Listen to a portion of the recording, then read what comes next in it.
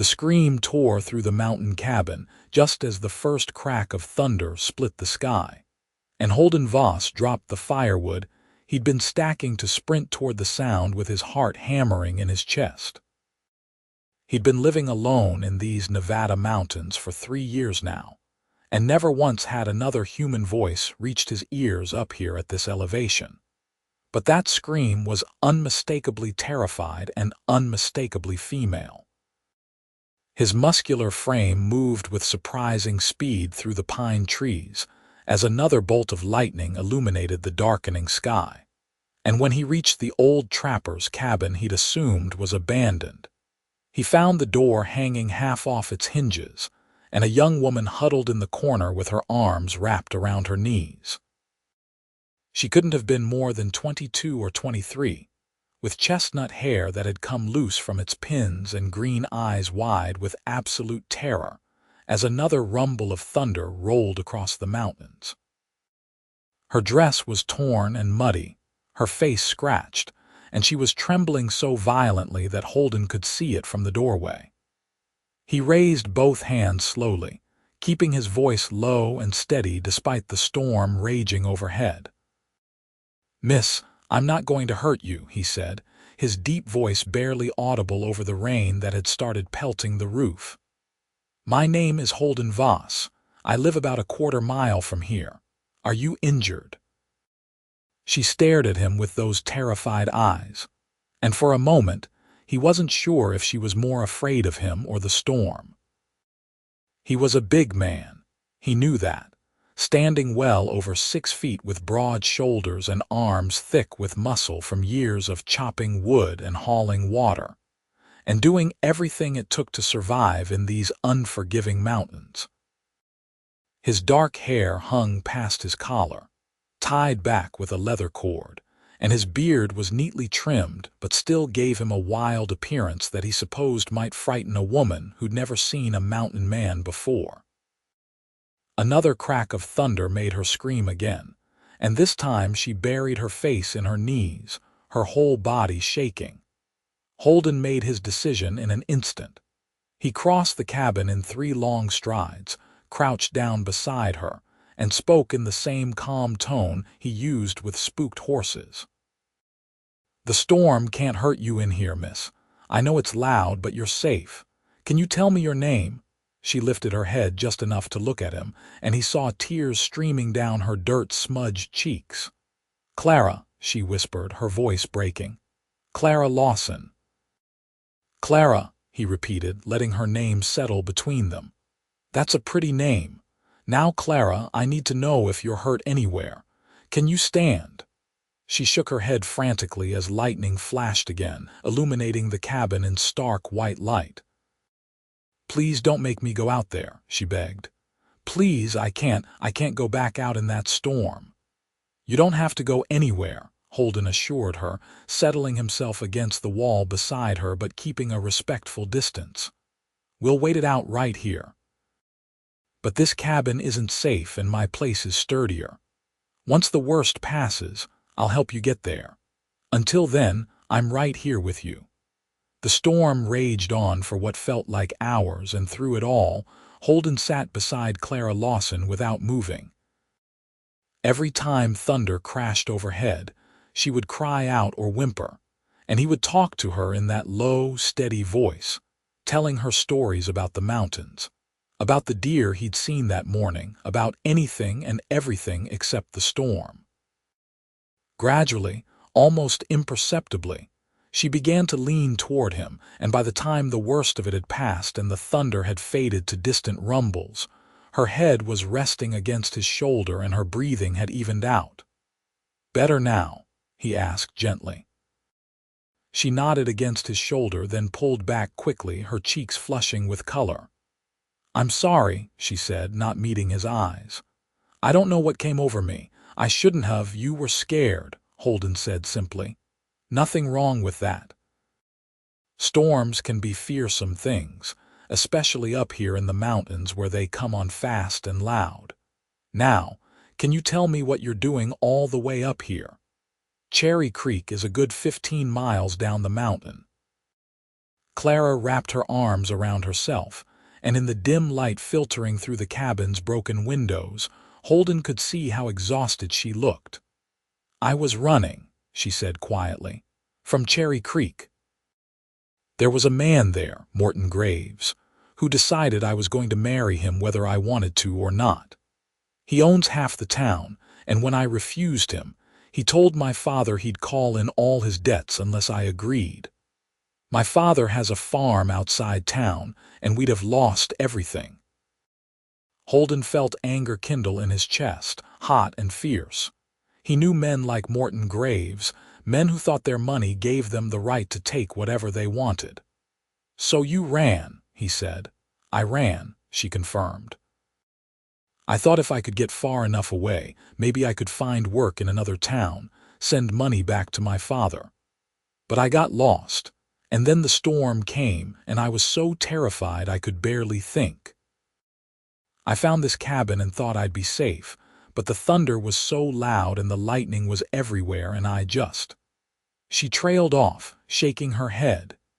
"You did the right thing finding shelter," Holden told her, "but this place won't hold through another storm like that. My cabin is solid, built to last. I've got food and a proper fireplace and a roof that doesn't leak.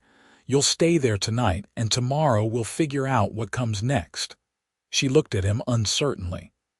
"I don't want to impose, Mr. Voss, Holden," he corrected, "and it's no imposition. I don't get much company up here, but I was raised to help folks in need, and you're definitely in need. Come on now, before it starts up again." He stood and offered her his hand, and after a moment's hesitation, she took it. Her hand felt impossibly small in his, and when she stood, he realized she was nearly a foot shorter than him, the top of her head barely reaching his chest. She swayed slightly, and he steadied her with a hand on her elbow.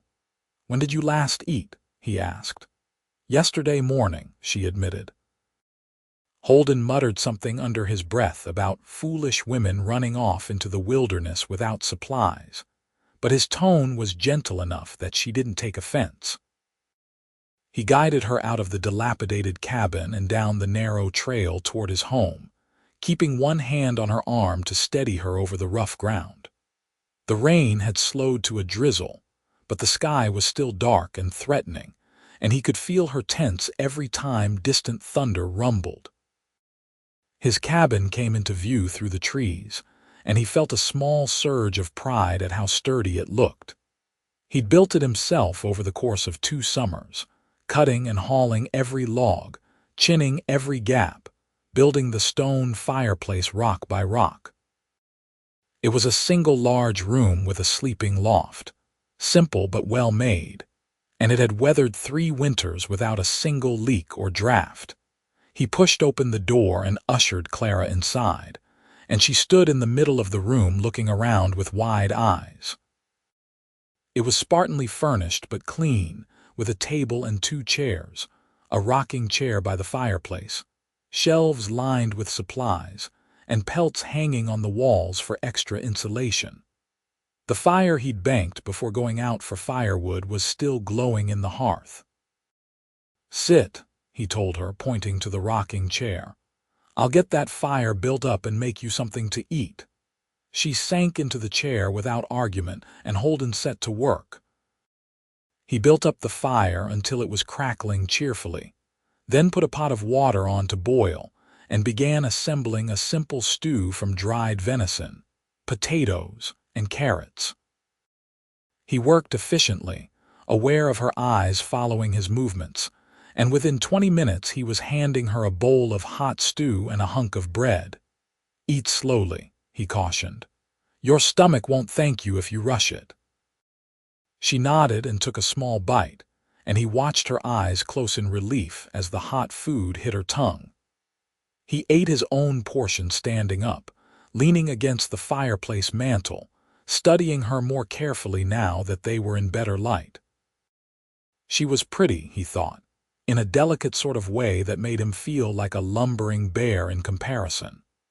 Her hands were small and graceful as they held the bowl, and despite the dirt and scratches, He could see she had fine features and intelligent eyes. When she'd finished eating, he took her bowl and poured her a cup of water from his cistern. "There's a wash basin over there," he said, gesturing to a corner of the cabin. "Fresh water and clean cloths if you want to clean up a bit. I'll step outside and give you some privacy." "Thank you," she said softly, "for everything. I don't know what I would have done if you hadn't found me." "Don't think about that," Holden said gruffly. "You're safe now, that's what matters." He stepped outside and stood on the porch, listening to the sounds of her moving around inside. The storm had truly passed now, leaving the air cool and clean smelling, and stars were beginning to appear between the breaking clouds. He stayed out there for a good 10 minutes before knocking gently on his own door. "I'm decent," Clara called, and he went back inside. She'd washed her face and hands and tried to tidy her hair, though without a proper brush it was still tangled and wild. The scratches on her face were more visible now that the dirt was gone, thin red lines across her cheek and forehead. "Those need tending," Holden said, moving to one of his shelves and pulling down a tin of salve. "Sit back down." She obeyed, and he knelt beside the rocking chair, carefully applying the salve to each scratch. She held very still, barely breathing, and he tried to be as gentle as possible despite his large, work-roughened hands. This close, he could smell the wood smoke in her hair and see the flecks of gold in her green eyes. "This will help them heal without scarring," he said, focusing on his task rather than on how aware he was of her nearness. "I make it myself from pine resin and herbs. Works well on cuts and scrapes." "You made it yourself?" she asked, sounding surprised. "Not much choice when you live this far from town," he said with a slight smile. "You learn to be self-sufficient or you don't survive. They're all done." He stood and replaced the tin on its shelf. "Now about sleeping arrangements, you'll take the loft. The bed up there is clean and comfortable." "I'll sleep down here by the fire." "I can't take your bed," Clara protested. "You can and you will," Holden said in a tone that brooked no argument. "I've slept by the fire plenty of times. Won't hurt me to do it again." She looked like she wanted to argue further, but exhaustion was clearly winning out. She glanced at the ladder leading up to the loft and bit her lip. "Mr. Voss Holden, I just want you to know that I trust you. I don't know why since I just met you, but I do. You have kind eyes." Holden felt something warm unfurl in his chest, and he had to clear his throat before responding. "I appreciate that, Miss Lawson. Now get some sleep. We'll talk more in the morning about what to do next." She climbed the ladder slowly, her movements heavy with fatigue, and he heard her settle into the bed with a soft sigh. He banked the fire and spread out his bedroll on the floor, using his coat as a pillow, and lay there staring at the ceiling. He could hear her breathing gradually even out as she fell asleep, and only then did he allow himself to close his own eyes. Holden woke before dawn as he always did, moving quietly so as not to disturb Clara. He added wood to the fire, put coffee on to boil, and stepped outside to check his snares and gather eggs from the small chicken coop he maintained behind the cabin. The morning was crisp and clear, with no sign of yesterday's storm except for puddles in the low spots and water droplets clinging to the pine needles. He was frying eggs and salt pork when he heard her stirring in the loft. She climbed down the ladder carefully, still wearing yesterday's torn and muddy dress, and gave him a shy smile that made him acutely aware of what a rough character he must seem to a refined young woman. "Good morning," she said. "Something smells wonderful." "Just breakfast," he said, dishing eggs and pork onto 2 plates. "Nothing fancy, but it'll stick to your ribs." "Coffee, please," she said, settling into one of the chairs at the table. They ate in companionable silence for a few minutes before Clara spoke again. "I've been thinking about what I should do. I can't go back to Cherry Creek, not with Morton Graves there. but I also can't stay here and impose on your hospitality indefinitely." Holden set down his fork and looked at her seriously. "First thing you need to understand is that you're not imposing. Second thing is that you shouldn't make any hasty decisions. You've been through something frightening, and you need time to recover and think clearly. But your father would want you safe more than anything else," Holden said firmly. "And rushing back into danger won't help him or you. Now, I've been thinking too. There's a town called Silver Ridge about 30 miles west of here. It's bigger than Cherry Creek, lots of opportunities for work. If you wanted, I could take you there once you're rested up, help you get settled." Clara's eyes widened. "You would do that? But that would take days out of your way." Holden shrugged his broad shoulders. "I don't mind. Truth is, I could use some supplies I can't get in Cherry Creek anyway. Been putting off the trip, but now's as good a time as any." She was quiet for a long moment, studying him with those intelligent green eyes. "Why are you being so kind to me? You don't know me at all." "Don't need to know you deserve help," Holden said simply. "Besides, I've been alone up here for a long time, maybe too long. It's nice to have someone to talk to, even if it's just for a few days." A crack of thunder in the distance made Clara jump, so violently she nearly knocked over her coffee. Her face went pale and her hands started trembling. Holden reached across the table and covered one of her shaking hands with his own. "Just a distant storm," he said in that low, steady voice. "Probably 10 miles away at least. It won't come near us." "I know it's foolish," Clara said, her voice shaking. "I know the thunder can't hurt me. But I can't help it. Ever since I was a little girl, storms have terrified me. When I was 5, lightning struck our barn and it burned to the ground. I was inside playing when it happened, and my father had to run in and pull me out. I remember the noise and the fire and being so scared I couldn't even scream. Ever since then, whenever there's a storm, It's not foolish," Holden interrupted gently. "You went through something traumatic. That kind of fear doesn't just go away because you want it to." Another rumble sounded, closer this time, and Clara's hand tightened under his. He could see her fighting to control her breathing, trying not to panic. "Look at me," Holden said, and she lifted her eyes to his. "I'm right here and I'm not going anywhere. That storm is not going to hurt you. This cabin has weathered worse and it'll weather this. You're safe, Clara."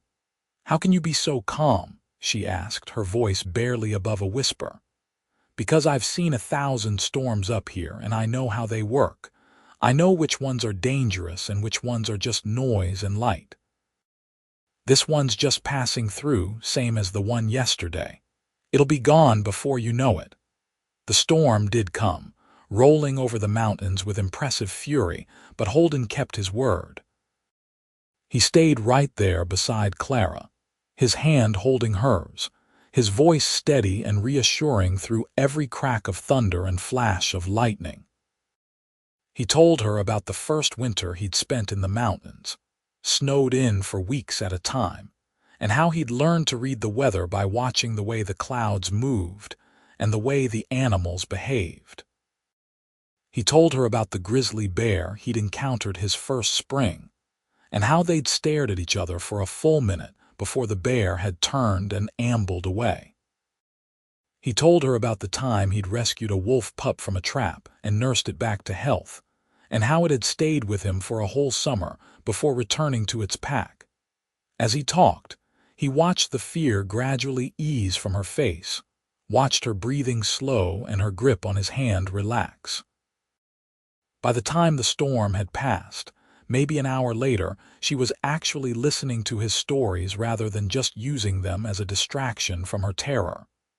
"You really raised a wolf?" she asked, a hint of wonder in her voice. "Wouldn't say I raised it exactly," Holden said with a slight smile. "More like we kept each other company for a while. But yeah, she was a beauty. Gray coat with silver markings. She used to sleep right there by the fire." Clara looked at the spot he indicated, and her expression softened. "You must have been lonely before she came."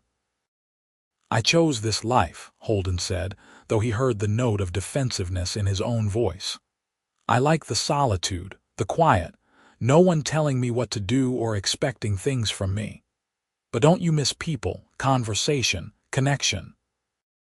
Holden withdrew his hand slowly, suddenly aware that he'd been holding hers for the better part of an hour. "Sometimes," he admitted, "but people let you down. The wilderness doesn't, it's honest. If you respect it, it respects you back." Clara tilted her head, studying him with an expression he couldn't quite read. "Someone hurt you," she said softly. "That's why you're up here." Holden stood abruptly, moving to the fireplace and pretending to adjust a log that didn't need adjusting. "That's a story for another time," he said, his tone making it clear the subject was closed. "Storm's past.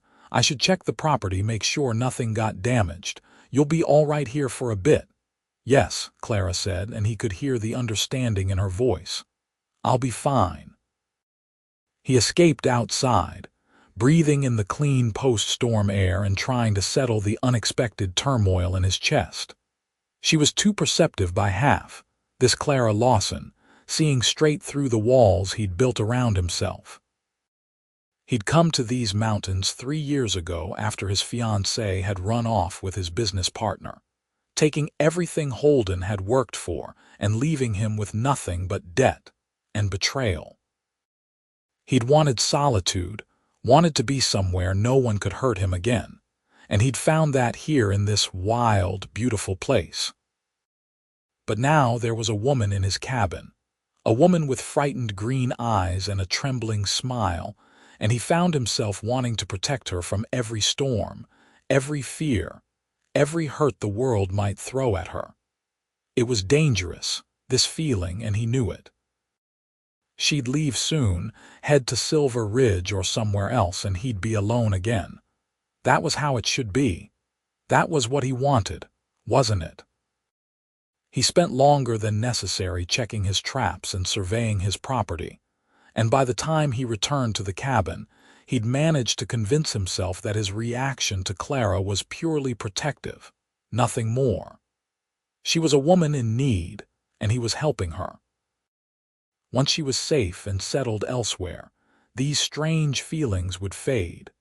But when he walked back into the cabin and saw her standing by his bookshelf, running her fingers along the spines of his small collection of books with a look of delight on her face, something in his chest tightened again. "You have Shakespeare," she said, turning to him with genuine pleasure in her voice. "And Byron. And is this Whitman? I like to read," Holden said, feeling oddly defensive about his books. "Just because I live in the wilderness doesn't mean I'm ignorant." "I didn't mean," Clara started, then stopped, blushing. "I'm sorry. That came out wrong. I'm just surprised and pleased. I love reading. It was one of the hardest things about running away, leaving all my books behind." Holden felt his defensiveness melt away. "You can read them while you're here," he offered. "Any of them you'd like." Her face lit up. "Really? Oh, that would be wonderful. I haven't had anything to read in days, and I've been going mad with boredom." "Boredom's not something I usually have to worry about up here," Holden said with a slight smile. "There's always work to be done, but I suppose if you're going to be here a few days, you should have something to occupy yourself with besides worrying about storms." They fell into an easy routine over the next few days. Holden went about his usual tasks of checking traps, chopping wood, tending to his small garden and chicken coop, while Clara read and helped with cooking and mending. She turned out to be an excellent cook, much better than Holden, and she had a talent for making even simple ingredients into something special. She also proved to be good company, with a quick wit and a gentle laugh that Holden found himself working to earn. 2 more storms passed through during those days, and each time, Holden sat with Clara through the worst of it. The second storm came in the middle of the night, and he woke to the sound of her crying in the loft. Without thinking, he climbed the ladder and sat on the edge of the bed, and she immediately reached for him, clutching his hand like a lifeline. "I'm sorry," she whispered between sobs. "I'm sorry, I know I'm being ridiculous." "You're not," Holden said firmly, sitting beside her in the darkness with thunder rumbling overhead. "You're scared, and that's all right. I'm right here." She moved closer to him, and he wrapped an arm around her shoulders, feeling her shake with each crack of thunder. They stayed like that for hours, her curled against his side, his arm holding her steady, and somewhere in those dark hours, Holden realized he was in serious trouble. This wasn't just protection he was feeling. This was something deeper, something he'd sworn he'd never let himself feel again. By morning, the storm had passed and Clara had fallen asleep against him. Holden carefully extracted himself and climbed back down the ladder, his mind churning. He needed to take her to Silver Ridge soon before these feelings got any stronger. It was the only sensible thing to do. But when Clara came down for breakfast, looking tired but grateful, and smiled at him over her coffee, Holden found himself suggesting they wait another day or two. "Just to make sure you're fully rested," he said, not meeting her eyes. "And the trails will be muddy from all the rain. Better to wait for them to dry out a bit." "If you're sure," Clara said, and was it his imagination, or did she sound relieved? On the 5th day of Clara's stay, Holden took her with him to check his trap lines. The day was beautiful, warm and clear, and he thought she might enjoy getting out of the cabin for a while. She was delighted by the idea, and they set off into the forest together, with Holden carrying his rifle, and Clara trying not to trip over roots and rocks in her impractical town shoes. "These mountains are incredible," she said, looking around with wonder in her eyes. "I never realized how beautiful they were. From Cherry Creek they just looked brown and forbidding." "They can be forbidding," Holden said, helping her over a fallen log, "but they're honest about it. Not like people who smile while they stab you in the back." Clara gave him a sharp look. "You're talking about whoever hurt you," she said. "The reason you came up here." Holden was silent for a long moment, then sighed. "Her name was Margaret," he said quietly. "We were engaged to be married. I was working as a carpenter in Sacramento, building up a business with my partner, a man I thought was my friend. Turned out they'd been carrying on behind my back for months. The day before the wedding, she left me a note saying she was running off with him. They cleaned out our business accounts and disappeared." "Oh, Holden," Clara breathed. "That's terrible." "Left me with nothing but debt and a broken heart," Holden continued, his jaw tight. "I sold everything I had to pay off what I owed, and then I came up here. Figured if I was going to be alone, I might as well do it somewhere beautiful." Clara reached out and touched his arm gently. "I'm so sorry that happened to you. But you know not everyone is like that, right? Not all women are deceitful, just like not all men are like Morton Graves." "I know that in my head," Holden admitted, "but my heart's been slower to catch on." They walked in silence for a while, and then Clara spoke again. "Do you ever regret it, coming up here, cutting yourself off from the world?" "Sometimes," Holden said honestly. "Especially in winter when the snow's so deep I can't get down the mountain for weeks at a time. But mostly no. I've found peace here, purpose. I know who I am now, and I don't have to pretend to be anything else." "You're a good man, Holden Voss," Clara said softly. "I hope you know that." Holden felt his chest tighten again, and he had to look away. "Come on," he said gruffly. "There's a stream up ahead I want to show you." The stream was crystal clear, running over smooth stones with water so cold it made your teeth ache. Clara knelt beside it and splashed water on her face, laughing with delight. "It's freezing," she exclaimed. "Snowmelt from higher up the mountain," Holden explained, crouching beside her. "Best water you'll ever taste, though. He cupped his hands and took a drink, and Clara did the same. They stayed there by the stream for a while, and Holden found himself telling her more about his life in the mountains, about the changing of the seasons and the wildlife, and the hard-won wisdom he'd gained from 3 years of solitude. She listened with genuine interest, asking questions and laughing at his stories, and he realized he couldn't remember the last time he'd talked this much. They were walking back toward the cabin when the sky began to darken ominously. Holden looked up and cursed softly. "What is it?" Clara asked, following his gaze. "Storm coming in fast," he said. "We need to hurry." They picked up their pace, but the storm was faster. Thunder rumbled in the distance, and Holden saw Clara's face go pale. He took her hand, pulling her along the trail as the first drops of rain began to fall. "We're not going to make it back in time," Clara said, her voice rising with panic. "There's an overhang up ahead," Holden said. "We can shelter there until the worst passes." They reached the rocky overhang just as the sky opened up.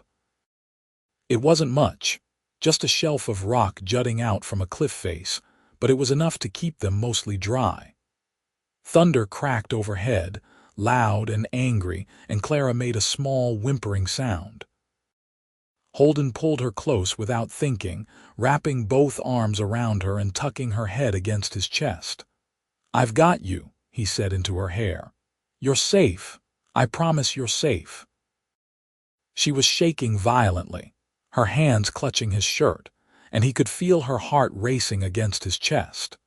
The storm raged around them, wind whipping rain into their shelter and lightning turning the world white for brief, terrifying moments.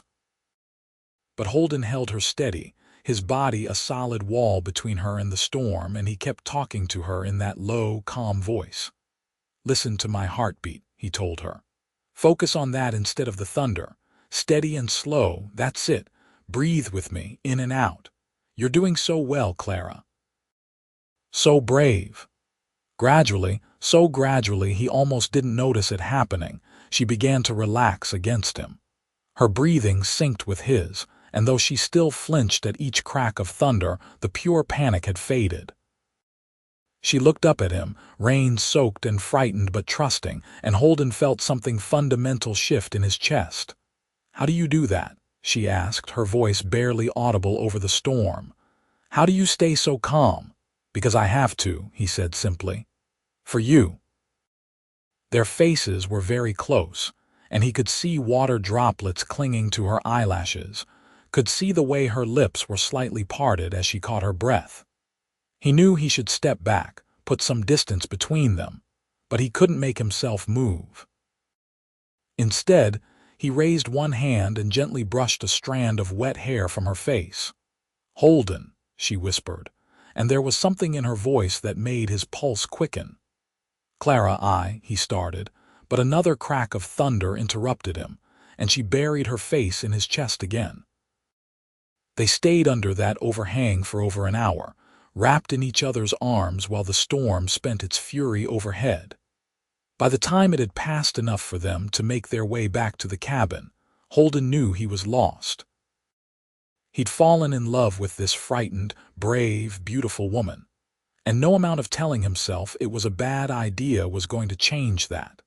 That night, after they'd both changed into dry clothes and Clara was wrapped in a blanket by the fire, Holden made a decision.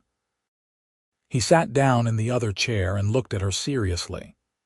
"I think we should leave for Silver Ridge tomorrow," he said, and he saw disappointment flash across her face before she schooled her expression into something neutral. "Of course," she said. "You've been more than generous with your time and hospitality.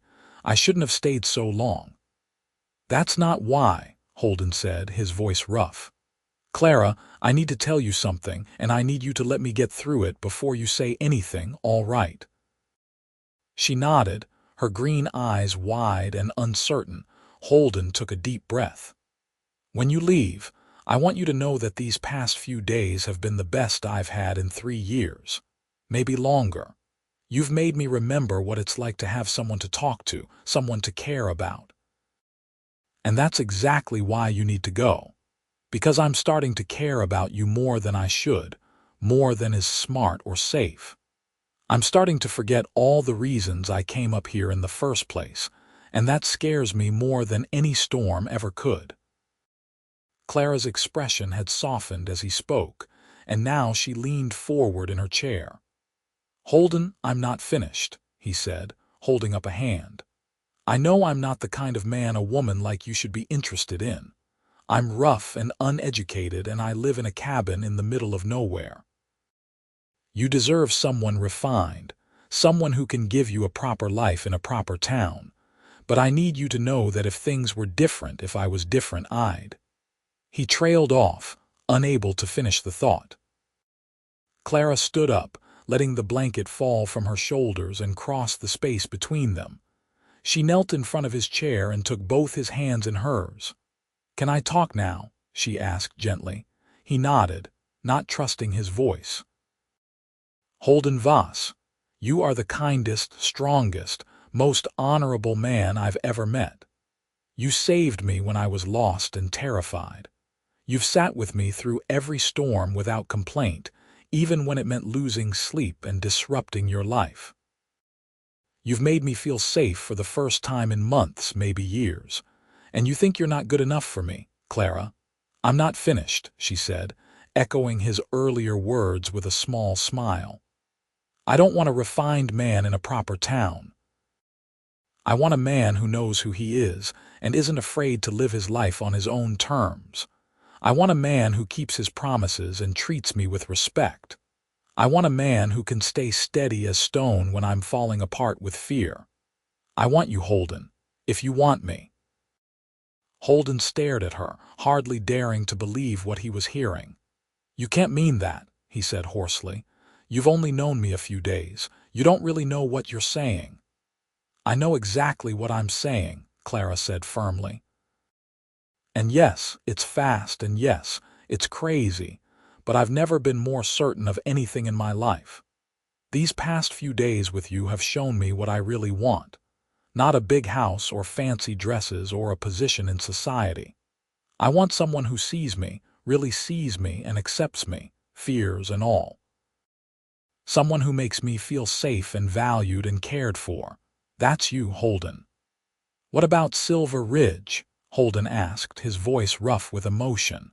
"What about getting away from Cherry Creek and Morton Graves? We could still go to Silver Ridge if that's what you want," Clara said. "Or we could stay here, or we could go somewhere else entirely. I don't care where we are as long as we're together." Holden pulled her up from her knees and onto his lap in one smooth motion, wrapping his arms around her. "You're sure?" he asked, searching her face. "This life is hard, Clara. The winters are brutal. We'd be isolated for weeks at a time. You'd give up so much." "I'd be gaining everything that matters," she said, cupping his bearded face in her small hands. "I'd be gaining you." Holden kissed her then, unable to hold back any longer. Her lips were soft and warm, and she made a small sound of surprise before melting against him, her arms wrapping around his neck.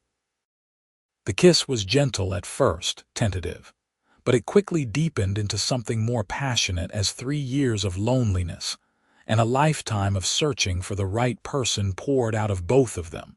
When they finally broke apart, both breathing hard, Holden rested his forehead against hers. "I love you," he said, the words feeling both terrifying and right. "I know it's too soon to say that, but I do. I love you, Clara Lawson."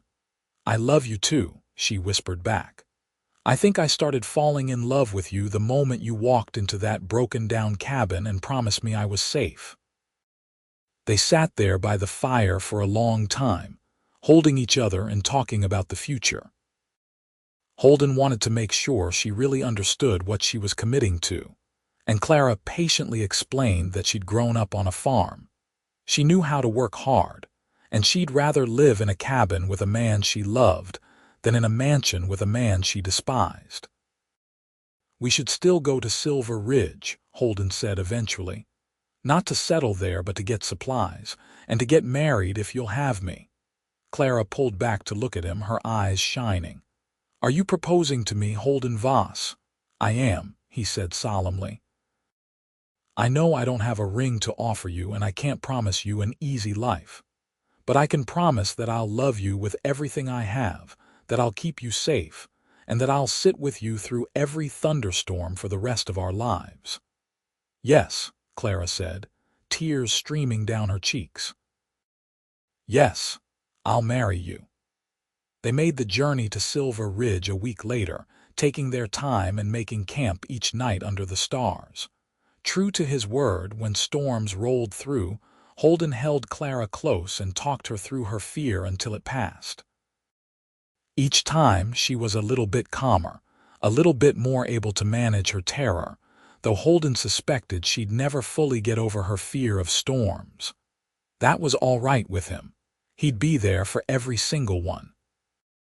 Silver Ridge was a bustling town of about 3,000 people, much larger than Cherry Creek, and no one there had heard of Morton Graves or his threats. They were married by the local minister in a simple ceremony with two strangers serving as witnesses.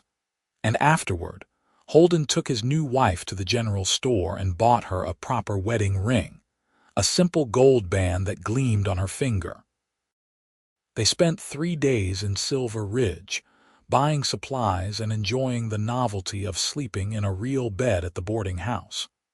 But by the 4th day, both of them were eager to get back to the mountains, back to the peace and quiet of their cabin. "It's funny," Clara said as they loaded their pack horse.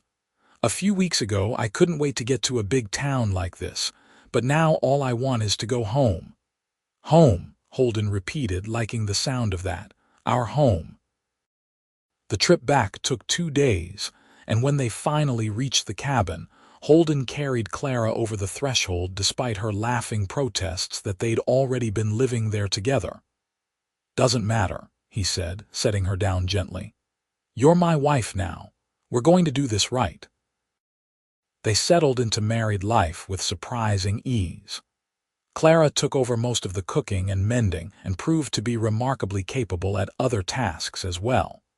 She learned to tend the chickens and garden, to preserve food for winter, and even to shoot Holden's rifle with reasonable accuracy.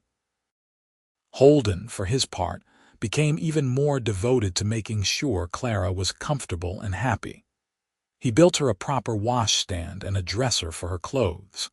He made her a rocking chair that fit her smaller frame better than his old one.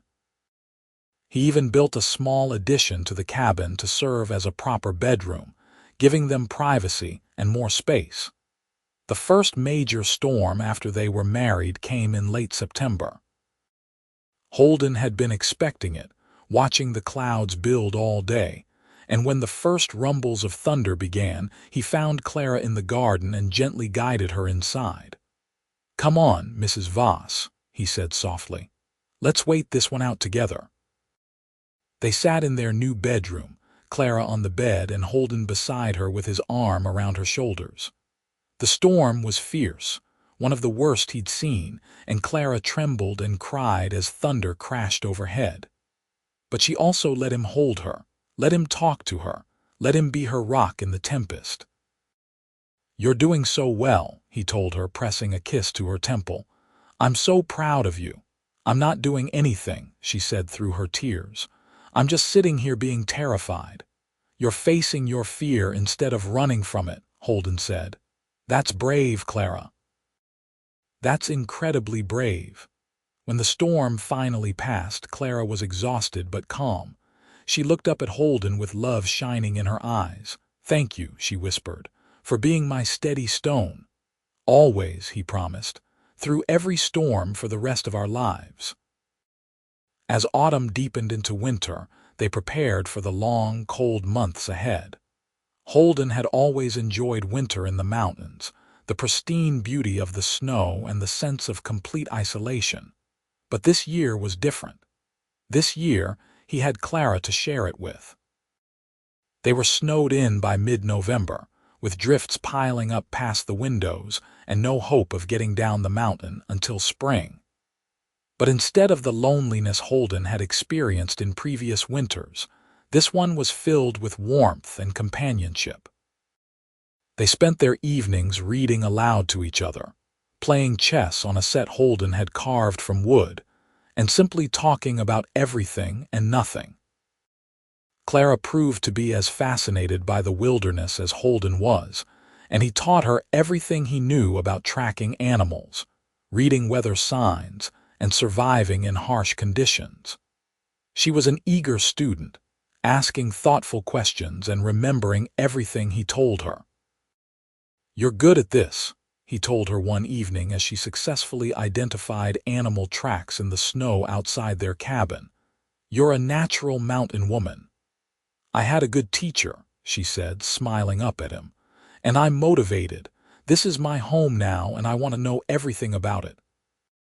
Winter storms were frequent and fierce, and each time Holden sat with Clara through her fear. Slowly, gradually, she began to get better at managing her terror. She developed her own coping mechanisms, focusing on Holden's heartbeat or counting his breaths or reciting poetry in her head. The fear never went away completely, but she got stronger, more resilient. "I think you're healing," Holden told her one night after a particularly bad storm. "Not from the fear itself, but from the way it controls you. You're taking your power back." "Only because you're here with me," Clara said, squeezing his hand. "I couldn't do this alone." "You're stronger than you think," Holden assured her, "but you'll never have to do it alone. I promise you that." Christmas came and went with just the two of them, but it was the happiest holiday Holden could remember. They exchanged small gifts, a book of poetry he'd ordered from Silver Ridge for her, a new hunting knife she'd somehow managed to buy without him knowing for him, and spent the day in contented companionship. By February, Clara had a secret she was bursting to share. She waited until after dinner one evening, watching Holden read by the firelight before she finally spoke. "Holden, I need to tell you something." He looked up immediately, hearing the nervousness in her voice. "What is it? Are you all right?" "I'm more than all right," she said, moving to sit on his lap. "I'm wonderful. Holden, I'm going to have a baby." For a moment, Holden just stared at her, unable to process what she'd said. Then understanding crashed over him like a wave, and he felt his eyes sting with tears. "A baby," he repeated, his voice hoarse. "Clara, are you sure?" "I'm sure," she said, laughing and crying at the same time. "I've suspected for a few weeks, but now I'm certain. We're going to be parents, Holden." He kissed her then, deeply and thoroughly, pouring all his love and joy and gratitude into that kiss. When they finally broke apart, he kept his forehead pressed against hers. "I love you so much," he said. "You've given me everything, Clara. A home, a purpose, and now a family. I don't know what I did to deserve you, but I swear I'll spend the rest of my life trying to be worthy of you." "You already are," Clara whispered. "You always have been." The rest of the winter seemed to pass more quickly after that. Holden immediately began planning for the baby's arrival, building a cradle from smooth pine wood, and making sure they had everything they'd need. He was nervous about the birth, worried about what would happen if there were complications so far from any doctor or midwife, but Clara remained calm and confident. "Women have been having babies for thousands of years," she reminded him gently. "My mother had 6 children, and she told me everything I need to know. We'll be fine, Holden." "I just want you safe," he said, his hand resting protectively on her still flat stomach. "Both of you." Spring came late that year, and it was well into April before the snow melted enough for them to make the trip down to Silver Ridge. Holden wanted to stock up on supplies before the baby came, and he also wanted to make sure Clara could see a doctor. The doctor in Silver Ridge examined Clara and pronounced her in perfect health, with the baby due sometime in late August or early September. He gave them advice on what to expect and what supplies they should have on hand, and Holden listened intently to every word, determined to be as prepared as possible. They stayed in Silver Ridge for a week this time, and while they were there, they ran into someone from Clara's past. Morton Graves had come to Silver Ridge on business, and he spotted Clara in the general store. "Clara Lawson," he said, his voice dripping with false charm. "I heard rumors you'd run off, but I never expected to find you here." Clara's hand immediately reached for Holden's, and he stepped closer to her, his large frame positioning itself between her and Graves. "It's Clara Voss now," she said, her voice steady despite the fear Holden could feel in her grip. "I'm married." Graves' eyes traveled over Holden, taking in his size and his rough mountain clothing, and his expression twisted into something ugly. "Married to this, Clara, you could have had everything with me: position, wealth, respect. Instead you chose to throw yourself away on some backwoods savage." Holden felt anger flare hot in his chest, but before he could respond, Clara spoke up. "I chose a man who treats me with kindness and respect," she said, her voice ringing with conviction. "A man who keeps his promises and doesn't try to force me into anything. I chose love over wealth, Mr. Graves, and I've never regretted it for a single moment." "You'll regret it when you're living in poverty," Graves sneered. "When you're stuck in some hovel with a dozen screaming children and no way out." "I'd rather live in a cabin with Holden than in a palace with you," Clara said. "Now, if you'll excuse us, we have shopping to finish." She tugged on Holden's arm, and he let her lead him away, though he kept his eyes on Graves until they were out of the store. Once they were outside, Clara let out a shaky breath. "I'm sorry," she said. "I didn't expect to run into him here." "You have nothing to apologize for," Holden said, pulling her into his arms. "You handled that perfectly. I'm proud of you." "I was terrified," she admitted. "But then I remembered I'm not alone anymore. I have you, and you make me brave." They left Silver Ridge the next day, both eager to get back to their mountain home. The encounter with Graves had left a bad taste in Holden's mouth, a reminder of the cruelty and small-mindedness they'd left behind. But it also reinforced how right their decision had been to build their life in the mountains, away from men like Morton Graves and the society that tolerated them. Summer passed in a golden haze of contentment.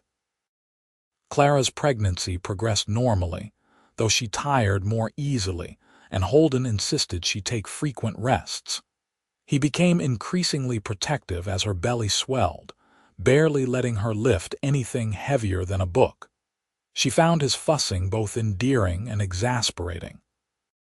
"Holden, I'm pregnant, not made of glass," she said one afternoon when he'd insisted on carrying a basket of laundry that she was perfectly capable of handling. "I know that," he said, setting the basket down where she could reach it. "But humor me. I can't help it." "You're carrying our child, Clara. That makes you the most precious thing in the world to me." She softened at that, reaching up to cup his bearded face. "You're going to be such a wonderful father," she said softly. "I hope so," he said, covering her hand with his. "I never thought I'd have this. A wife, a child, a real family. It still doesn't feel quite real sometimes." "It's real," Clara assured him. "And it's ours." In late August, during a particularly bad thunderstorm, Clara went into labor. Holden's careful planning went out the window the moment she gasped and told him it was time. He helped her into their bedroom, his hands shaking despite his best efforts to stay calm. "I'm going to need you to be steady as stone for me now," Clara said, gripping his hand as a contraction hit. "Like you are during the storms." Holden took a deep breath and forced himself to focus. "I'm here," he said, his voice steadying. "I've got you. Tell me what you need." The labor lasted through the night and into the next morning, with the storm raging outside the entire time. Holden had never been more terrified in his life, but he didn't let Clara see it. He held her hand, wiped her forehead with cool cloths, supported her when she needed to stand and walk, and talked to her in that low, steady voice that always calmed her. "You're doing so well," he told her over and over. "You're the strongest, bravest woman I've ever known. Just a little more, my love. You can do this." As dawn broke and the storm finally began to clear, their daughter was born. Holden caught her in his large, trembling hands, and when she let out her first cry, he felt tears streaming down his face. "A girl," he said, his voice breaking. "Clara, we have a daughter." Clara, exhausted but radiant, held out her arms, and Holden carefully placed the tiny, squalling baby in them. Mother and daughter looked at each other, and the baby immediately quieted, her dark eyes studying Clara's face with intense focus. "Hello, little one," Clara whispered. "Hello, my sweet girl. Your daddy and I have been waiting so long to meet you." Holden sat on the edge of the bed, one arm around Clara and the other gently touching his daughter's impossibly small hand. She wrapped her fingers around his thumb, and he felt his heart expand until he thought it might burst. "What should we name her?" he asked. Clara thought for a moment, then smiled. "Hope," she said. "Let's call her Hope, because she represents all the hope and joy and love we've found together." "Hope Voss," Holden repeated, testing the name. "It's perfect." The first few weeks with a newborn were exhausting but wonderful. Hope was a good baby, rarely fussy except when she was hungry or needed changing, and both Clara and Holden were completely besotted with her. Holden, who had been so worried about being a good father, turned out to have a natural talent for it. He was gentle and patient with Hope, singing to her in his deep voice and rocking her to sleep when she was restless. The first storm after Hope was born came when she was 3 weeks old. Holden was prepared for Clara to be extra frightened, worried about their daughter as well as herself. But to his surprise, Clara was calmer than he'd ever seen her during a storm. "I need to be strong for her," she explained, cradling Hope close to her chest. "I don't want her to inherit my fear. I want her to grow up knowing that storms are just weather, nothing to be terrified of." "You're already an amazing mother," Holden said, wrapping his arms around both of them. "But I'm still going to sit with you through it. Always." As Hope grew from an infant into a chubby, happy baby, the Voss cabin filled with laughter and love. Holden continued his work trapping and hunting, but he also took on other projects, building furniture to sell in Silver Ridge and doing occasional carpentry work for neighboring homesteaders. They weren't wealthy, but they were comfortable, and more importantly, they were happy. Clara's father, who had been frantically worried about his missing daughter, eventually learned through the grapevine that she was alive and well and married. He made the difficult journey up to the mountain cabin the following spring, and though he'd been prepared to dislike the mountain man who'd taken his daughter away, he couldn't help but be won over by Holden's obvious devotion to Clara and Hope. "You've done well for yourself, daughter," he said as he prepared to leave after a week-long visit. "This man loves you something fierce, and that little girl is a treasure." "I know, Papa," Clara said, hugging him tightly. "I'm happier than I ever thought I could be." "That Morton Graves lost everything, you know," her father added. "Got caught cheating at cards and had to leave Cherry Creek in disgrace. Town's better off without him." Clara felt a wave of relief at that news.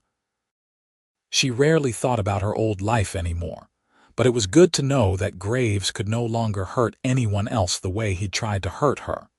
The years passed in a blur of seasons and storms, each one bringing new challenges and new joys.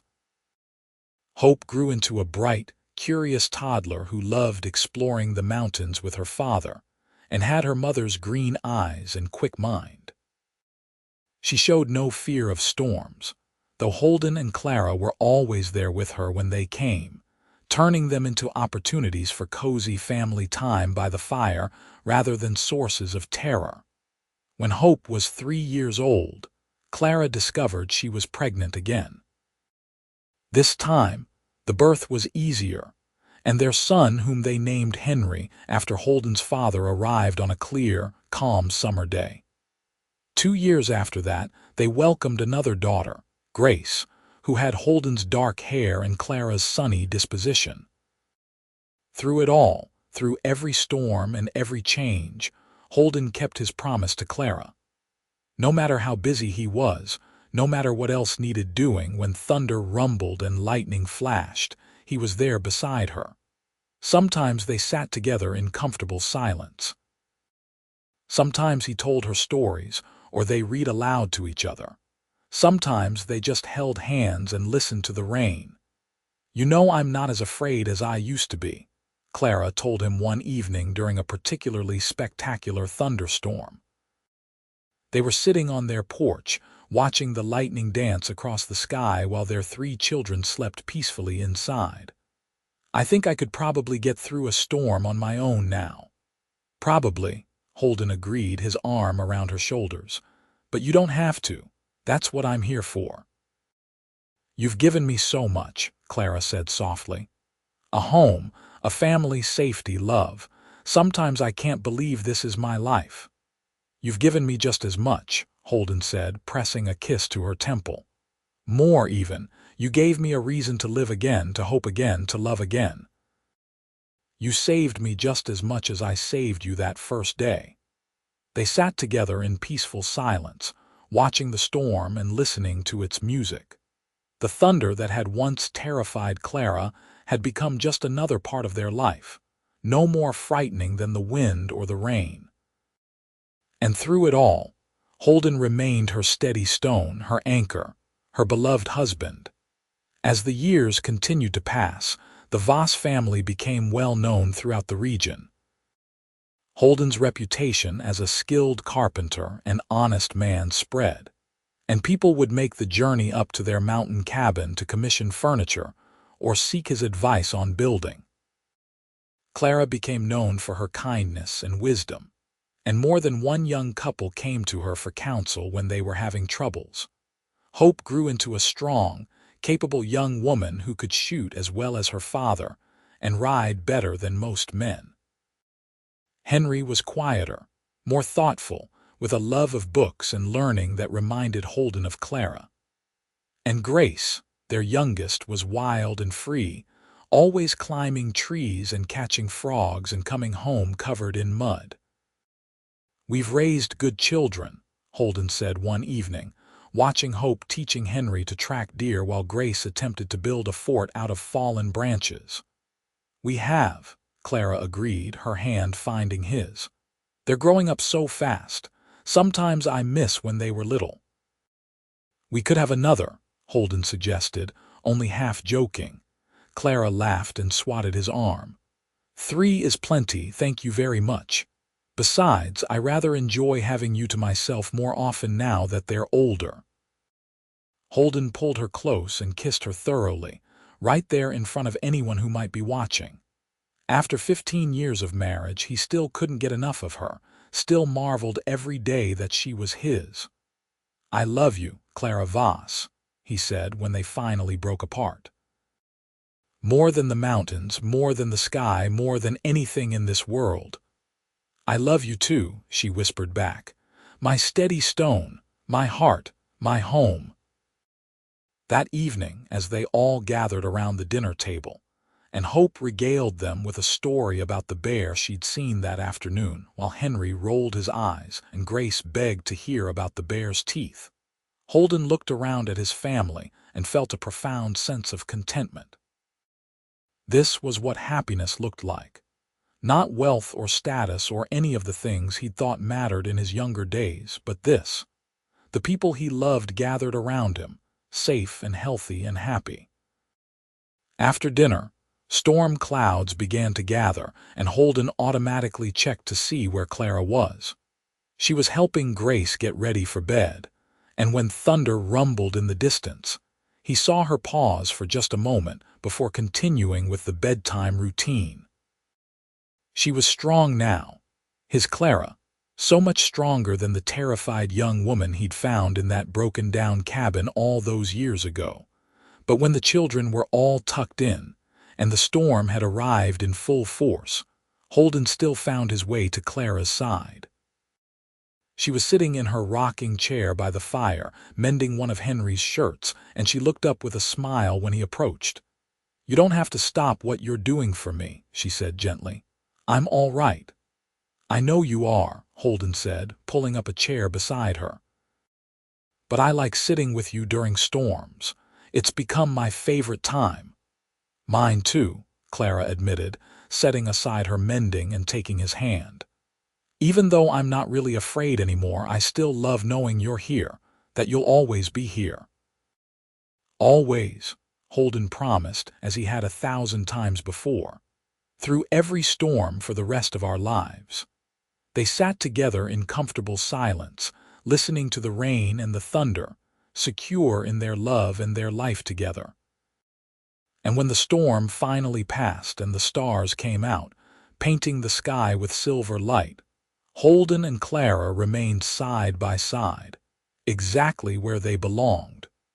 The years continued their steady march forward, bringing changes both expected and surprising. Hope fell in love with a young rancher from a neighboring valley. And though Holden was predictably protective and suspicious of any man who wanted to court his daughter, he had to admit that the young man was respectful and hardworking, and clearly devoted to Hope.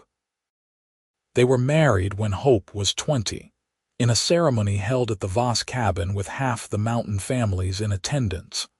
Henry, true to his scholarly nature, decided he wanted to go to college back east. It was a difficult decision for all of them, but Holden and Clara supported him, using their savings to help pay for his education. He left with promises to write regularly and come home for summers, and though the cabin felt emptier without him, they were proud of his ambition. Grace, at 15, showed no signs of settling down anytime soon. She was still as wild and free as she'd been as a child, more comfortable in the wilderness than in town, and both Holden and Clara had long since accepted that she would chart her own unique path through life. Through all these changes, one constant remained: Holden and Clara's devotion to each other. They were still deeply in love, still best friends, still each other's first choice for any activity or conversation. And still, whenever a storm rolled through, Holden would find Clara and sit with her, even though she no longer needed him to. On their 20th wedding anniversary, Holden surprised Clara by taking her back to the old trapper's cabin where they'd first met. It had fallen into even worse disrepair over the years, and they had to be careful walking inside, but Clara gasped with delight when she saw what Holden had done. He'd cleared out all the debris and built a new bench inside, carved with their names and the date they'd met. Above it, he'd hung a wooden sign that read where our story began. "Holden," Clara breathed, tears spilling down her cheeks. "This is beautiful." "I wanted to mark the spot," he said, pulling her close. "This place changed my life. If that storm hadn't come through, if you hadn't taken shelter here, if I hadn't heard you scream, I'd still be alone in my cabin, thinking I was better off without anyone. Instead, I have everything." "We have everything," Clara corrected, wrapping her arms around him. "Together." They sat on the new bench, looking out through the broken doorway at the mountains spread before them, and Holden told Clara the story of that first meeting from his perspective. "I heard you scream, and I ran without thinking," he said. "Didn't even grab my rifle, which was foolish. Could have been a bear or a mountain lion for all I knew. But I heard a human voice, a woman's voice, and I just ran. When I found you there, so scared you could barely speak, something in me just knew. I knew you were going to be important to me. I knew I'd do anything to keep you safe." "And you have," Clara said softly. "Every single day for 20 years you've kept me safe. You've been my rock, my anchor, my steady stone through every storm." "It's the easiest thing I've ever done," Holden said, kissing her forehead. loving you, protecting you, being there for you. It's as natural as breathing. They stayed at the old cabin until sunset, reminiscing about their early days together and marveling at how far they'd come. Then they walked back to their own cabin hand in hand, still as in love as they'd been that first week when they'd realized what they meant to each other. That night, a storm rolled in, one of the fiercest they'd seen in years. Thunder shook the cabin and lightning turned the night into flickering day. Grace, who was home alone with them while Hope was with her husband and Henry was away at school, came padding out of her room looking uncertain.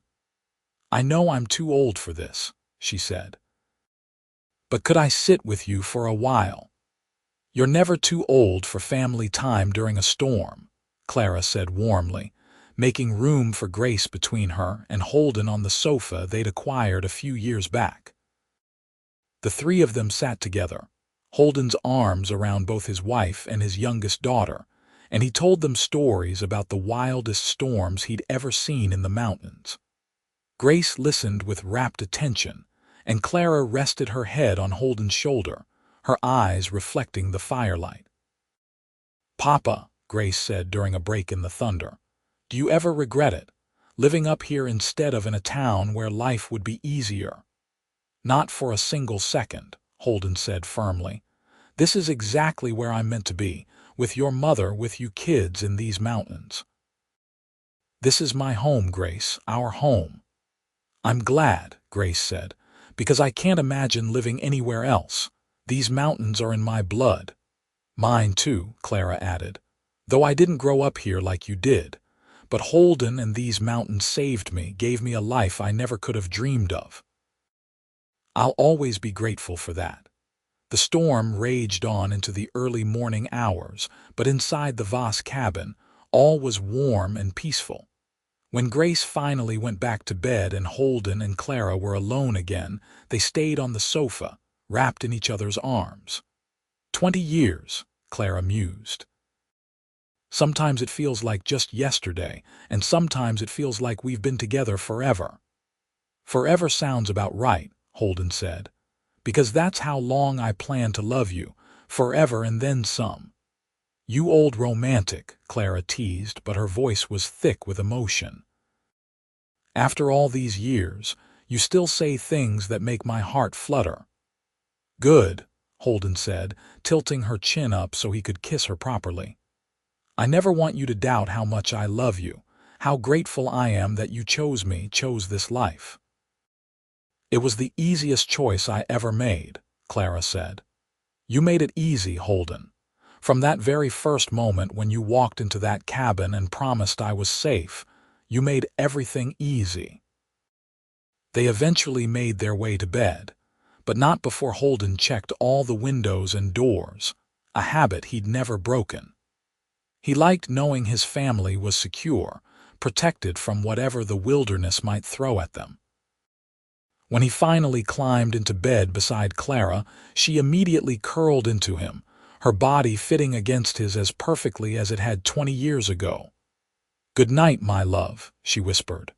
"Good night, Clara," he whispered back. "Sleep well." As the years advanced, Holden and Clara grew older but not apart. If anything, their bond deepened with each passing season.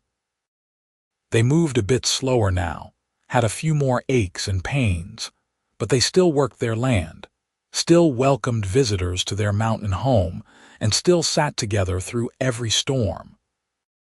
Hope had given them 3 grandchildren, and Henry eventually returned from his studies to open a school in Silver Ridge, where he met and married a fellow teacher.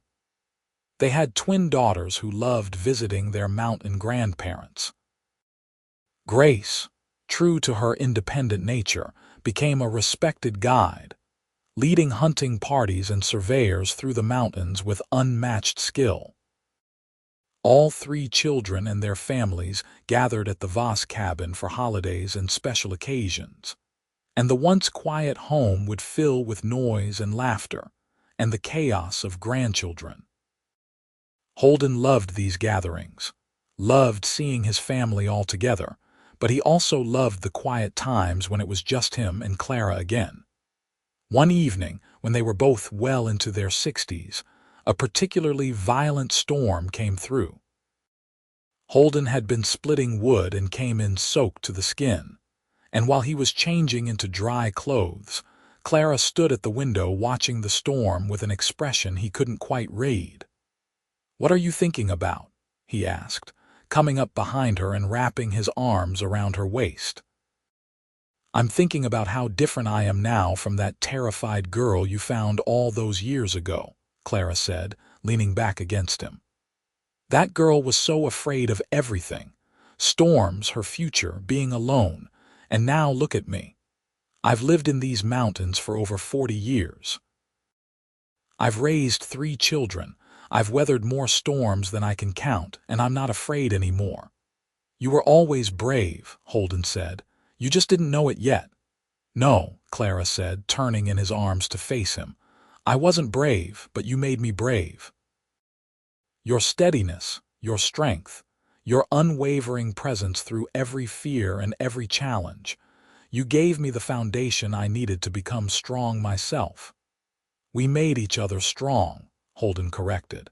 "You taught me to open my heart again, to trust again, to love again. Without you, I'd have spent my whole life alone in these mountains, too bitter and broken to let anyone in." Thunder crashed overhead, but neither of them flinched. They just stood there in each other's arms, as steady and unshakable as the mountains themselves. "Do you remember what you promised me on our wedding day?" Clara asked. "That you'd sit with me through every thunderstorm for the rest of our lives." "I remember," Holden said, "and I've kept that promise." "You have," Clara agreed. "Every single storm you've been right there beside me. Even now, when I don't need you to anymore, you still come and sit with me." "I'll always come and sit with you," Holden said firmly. "Not because you need me to, but because I want to. Because those moments with you when it's just us and the storm and nothing else matters, those are some of my favorite moments." "Mine too," Clara whispered, reaching up to touch his bearded face. It was more gray than dark now, and there were deep lines around his eyes, but to her he was as handsome as he'd been the day they met.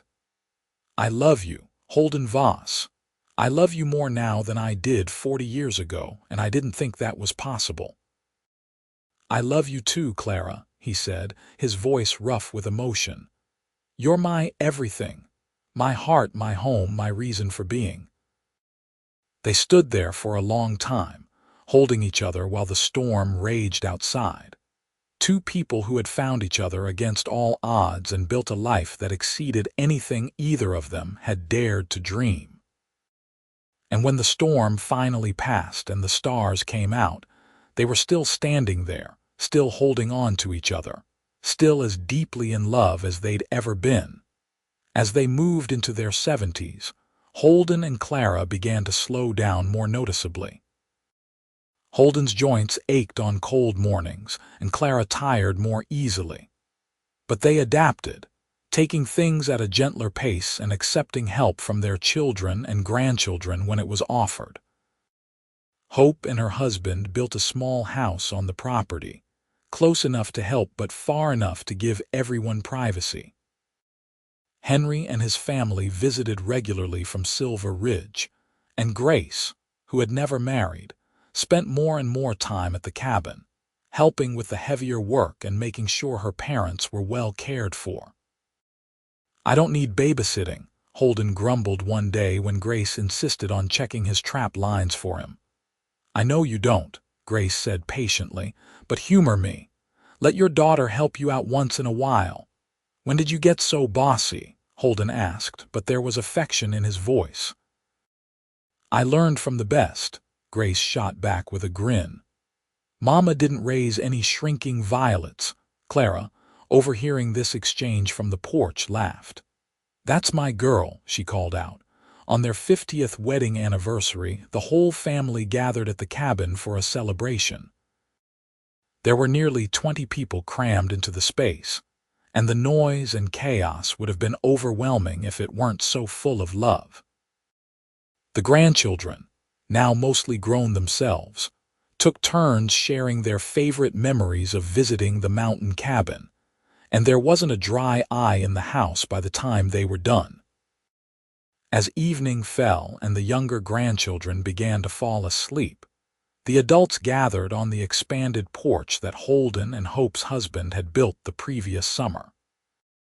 Someone asked Holden and Clara to tell the story of how they met, and though they'd told it 100 times before, they told it again. This time, Holden did most of the talking, with Clara occasionally interjecting details he'd forgotten. He told them about hearing her scream, about finding her terrified in that old cabin, about sitting with her through that first storm and all the storms that followed.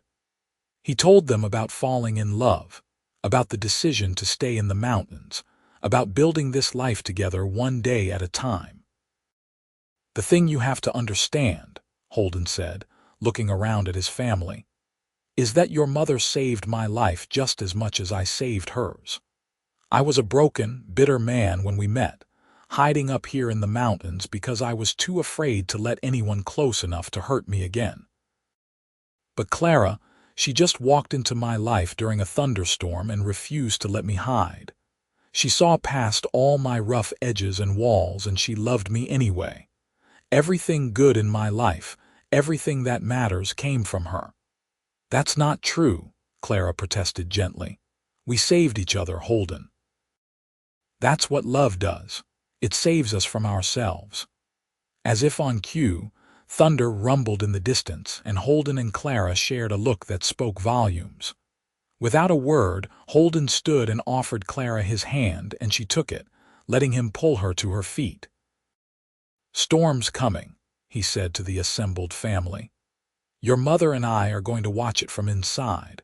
You all can stay out here if you want, but keep the noise down so you don't wake the little ones." They went inside together, and Holden built up the fire while Clara made tea. They settled onto the sofa, the same one they'd sat on together through countless storms, and Holden wrapped his arm around Clara's shoulders just as he always had. 50 years, Clara said softly, watching lightning flicker through the windows. 50 years of storms, and you've never once failed to be right here beside me. Wouldn't want to be anywhere else, Holden said, pressing a kiss to her silver hair. This is where I belong, right here with you through every storm that comes. The storm rolled in with impressive power, thunder shaking the cabin and rain drumming on the roof like a million tiny footsteps. But inside, Holden and Clara sat peacefully, his arm around her shoulders, her head resting against his chest, both of them completely at ease. The fear that had once ruled Clara's life during storms was long gone, but the tradition of sitting together through them remained, a cherished ritual that symbolized everything their marriage had been built on. "You know what I'm grateful for?" Clara asked during a break in the thunder. "What's that?" "That first storm. The one that drove me up into these mountains and into that broken cabin. If it hadn't come, if I hadn't been so terrified that I ran without thinking, I never would have found you. We never would have had all this." She gestured around them, encompassing not just the cabin but everything it represented, their life together, their family, their love. "Then I'm grateful for it too," Holden said. "Every storm that's come since has been worth it, knowing they brought you to me." They sat together until the storm passed, and then a while longer, reluctant to break the spell of intimacy and peace that had settled over them. Outside, they could hear their family talking and laughing, the sounds of children being carried to bed and adults saying their good nights. But inside the cabin, it was just the two of them as it had been at the very beginning. "Ready for bed?" Holden finally asked. "In a minute," Clara said, not moving from her spot against his chest. "I just want to sit here a little longer. Is that all right?" "That's more than all right," Holden said, tightening his arm around her. "We can sit here all night if you want." "I don't need all night," Clara said with a soft laugh. "Just a few more minutes, just—" This. So they sat together in the firelight, listening to the sounds of their family settling in for the night, feeling the warmth of the fire and each other, and counting their blessings. A life built on a foundation of trust and love. Children and grandchildren who brought joy and purpose to their days. And each other, always each other, through 50 years of storms and sunshine, challenges and triumphs. Eventually, they made their way to bed, their movements slow but synchronized from decades of practice.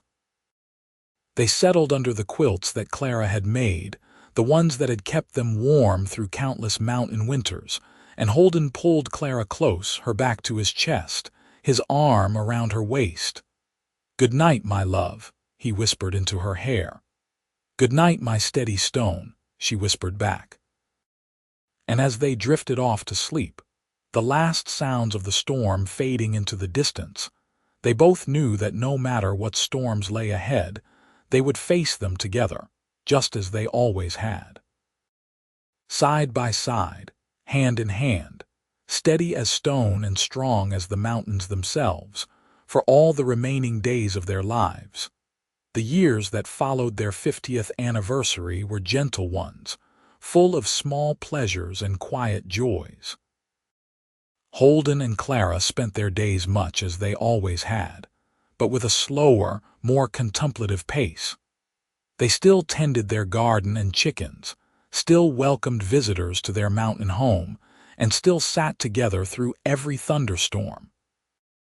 Their great-grandchildren began to arrive, and nothing delighted Holden and Clara more than watching these tiny new members of their family discover the mountains and the cabin that had been such a central part of their family's story. They would tell the children stories about the wilderness, teach them to respect nature, and always emphasize the importance of family and love. One evening in their 76th year, as they sat together on the porch watching the sunset paint the sky in shades of gold and pink and purple, Clara turned to Holden with a contented smile. "This is what happiness looks like," she said, echoing words he'd thought so many years before. "Right here, right now with you. After everything we've been through, all the storms we've weathered together, this is exactly where I want to be." "Me too," Holden agreed, his hand finding hers and squeezing gently. "Every single day with you has been a gift, Clara, even the hard days. Even the scary ones, because we faced them together." "Together," Clara repeated, the word carrying the weight of a lifetime of meaning. "That's been our secret all along, hasn't it? Not that you were strong enough to weather the storms for me, but that we were strong enough to weather them together. You figured that out a long time ago," Holden said with a smile. "I'm just glad I was smart enough to listen." As darkness fell, and the first stars appeared, they went inside to the cabin that had been their home for more than 5 decades. Holden built up the fire while Clara made their evening tea, and they settled into their familiar positions on the sofa, close together, comfortable in the silence that came from knowing each other so completely that words weren't always necessary.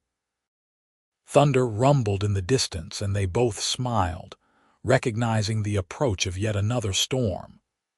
Without discussion, they simply stayed where they were, content to sit together through whatever was coming, just as they'd been doing for more than half a century. "I wonder how many storms we've sat through together," Clara mused as the thunder grew closer. "Hundreds," Holden said. "Maybe thousands. Every single one different, but all of them the same in one way." "What way is that?" "Every single one I got to be right here beside you. Got to be your steady stone, your anchor, your constant. And every single one reminded me how lucky I am that you chose me all those years ago." "I didn't choose you," Clara said softly.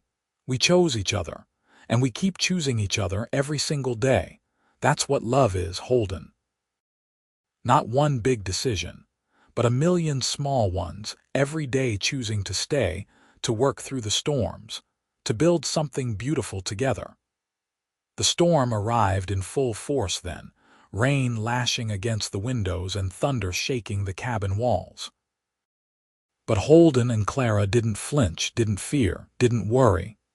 They simply sat together, his arm around her shoulders, her head against his chest, his heartbeat steady and strong beneath her ear. And when the storm passed, as all storms eventually do, they remained exactly where they were, holding each other close, grateful for every moment they'd been given together, and ready to face whatever storms tomorrow might bring. Because that was their love story. A mountain man and a frightened woman, brought together by a thunderstorm and bound together by choice, commitment, and unwavering devotion. Through every storm that came, he was steady as stone, and she was brave enough to let him help her become steady too. Together, they built a life that was more beautiful than either of them had ever imagined possible, and their love became as enduring and unshakable as the mountains themselves. And so they lived, not happily ever after in the fairy tale sense, but happily through everything that life brought them, the storms and the sunshine, the challenges and the triumphs, the sorrows and the joys. They lived fully and loved deeply, and at the end of each day they had each other, which was all they'd ever really needed. Their story became legend in those mountains, passed down through generations as an example of what true love looked like. Not perfect, not easy, but steadfast and true. And whenever a storm rolled through, people would think of Holden and Clara Voss, of the mountain man who sat with his wife through every thunderstorm, steady as stone, and the woman who had been brave enough to trust him with her fears and her heart. It was a love story for the ages, written in thunder and lightning, carved into mountain stone, and sealed with 56 years of choosing each other, over and over again, through every single storm that came their way.